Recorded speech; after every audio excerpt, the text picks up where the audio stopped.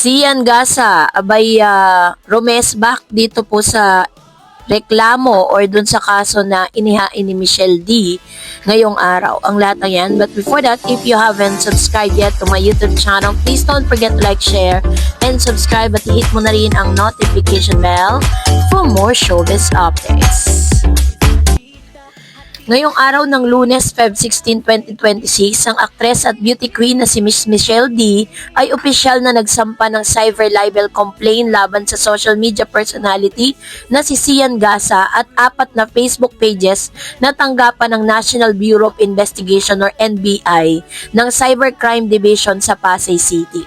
Ayon sa reklamo, ang mga post na ipinablish ni Gasa at iba pang Facebook pages ay umani nagpapakalat ng maling impormasyon tungkol sa buhay ni Michelle D, kabilang ang mga paratang na may kinalaman sa isang lumang kontrobersya na may sangkot na driver na inakusahan sina Michelle at Rian Ramos at Samantha Pandillo sa torture at illegal detention.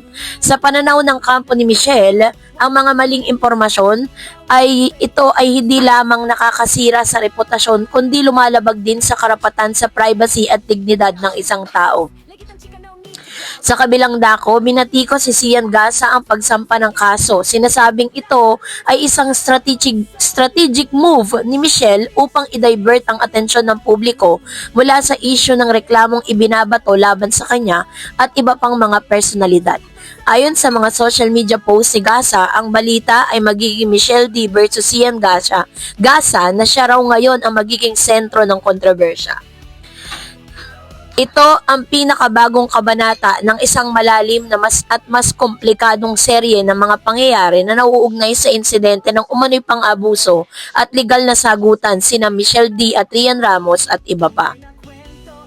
Hindi lang basta usaping cyber libel ang nangyayari, may nakaraan itong mas malaking konteksto.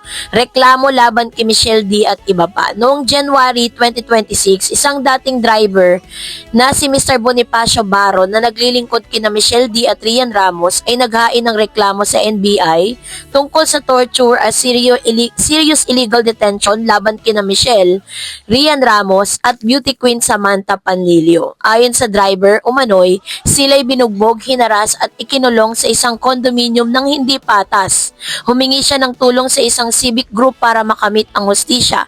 Sa panig naman po ni Miss Michelle D, sa kabilang panig, marihing itinanggi ni kampo ni Michelle D na siya ay sangkot sa anumang warranty or warrant na pang-abuso sa driver. Giniit nila ni Michelle ay nasa Iloilo noong petsa insidente at hindi niya aktwal na nasaksihan ang nasangkot ang sinabing pangyayari.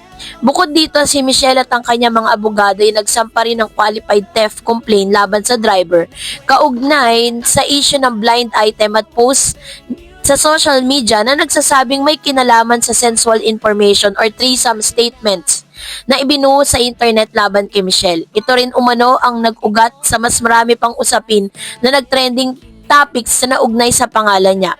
Lahat ito ay nag-ambag sa paglabas si Mr. Gasa na mga post sa sinasabing nagpapatalasik o naglalantad kay Michelle na hindi mabilang ang mga netizen at vloggers na nauwi sa legal na aksyon ng aktres laban sa influencer. So dahil po dito ay agad naman pong rumesbak itong si Mr. Christian Albert Gasa na di umano'y nasa Thailand ngayon. Sabi niya, good move, very strategic, wais para ma-divert ang kay Sian Gasa libel yung buong issue at malayo sa driver na binugbog nila at dinetain illegally. The news headline will become Michelle D versus Sian Gasa.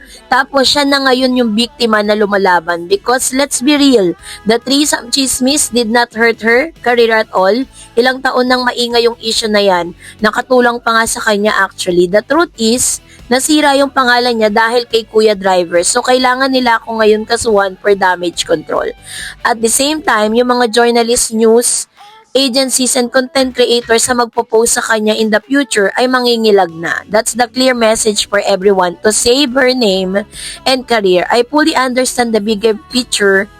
Sabi niya, naunawaan ko si Michelle D. Happy to help my God.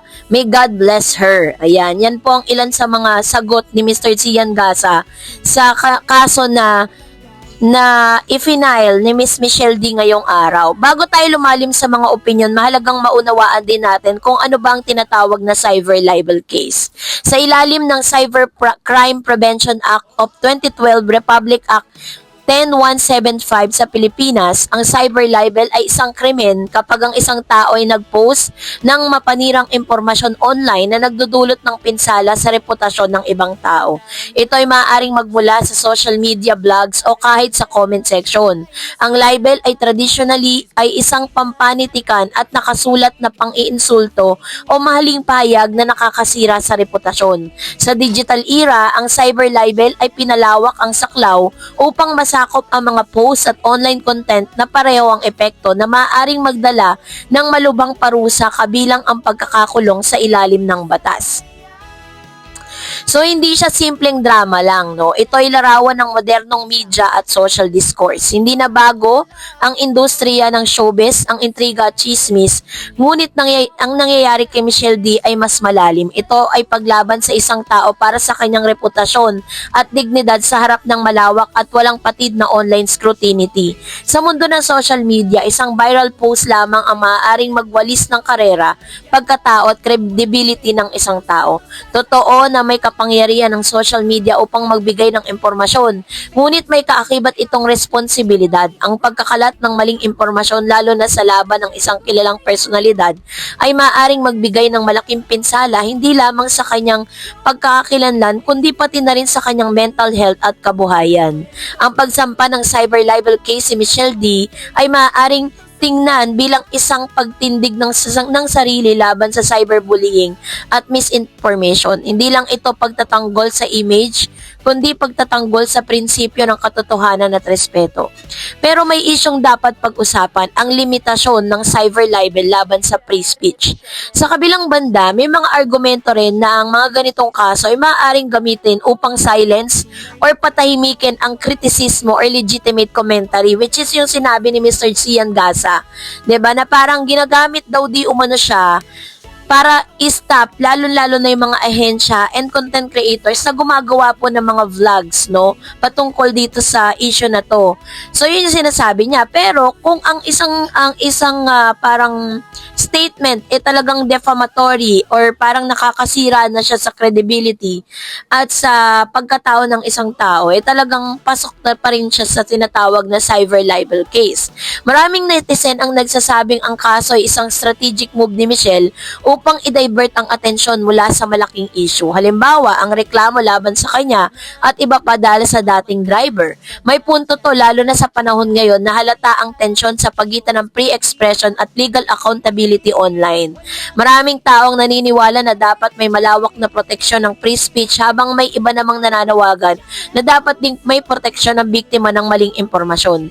Ang balanse sa pagitan ng dalawang ito ay hindi madali at ang kasong ito ni Michelle D ay isang halimbawa ng tug of war na yan. Ayan. So, yan yung pinaka bagong kaso, no, na aabangan po natin kasi talagang medyo malalim at malayo-layo pa at mahaba-haba pa ang kasong ito.